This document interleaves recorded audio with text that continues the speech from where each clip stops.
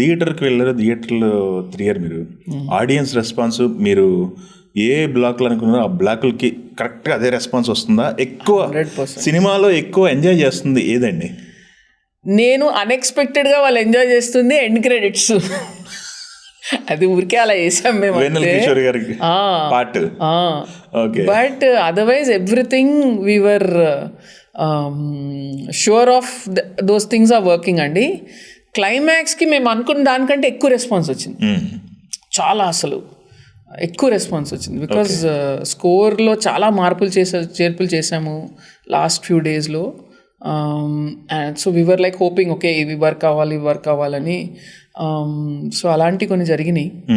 So మేము ఏమేమి అనుకున్నామో అన్నీ ల్యాండ్ అయినాయి. అండ్ బేసిక్గా ఏంటంటే పొద్దున వచ్చిన రివ్యూస్ అన్నీ కొంచెం ఏదేదో ఉన్నాయి, అదేంటి అని మేము కన్ఫ్యూజన్లో ఉన్నాము.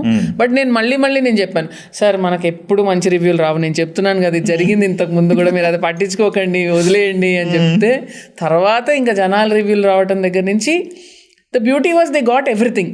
మేము ఏదేదైతే చెప్పాలనుకున్నాం, ఏదైతే అండర్లైన్ జనాలకు ప్రతి ఒక్కటి ల్యాండ్ అయింది.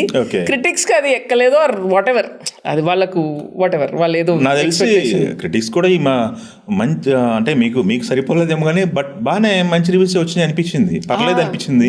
Earlier reviews mixed. మన ఇక్కడ లోకల్ రిపోర్టర్స్ అందరు మాక్సిమం ఒక 60-70% బాగానే ఇచ్చారు మనకి. Okay okay.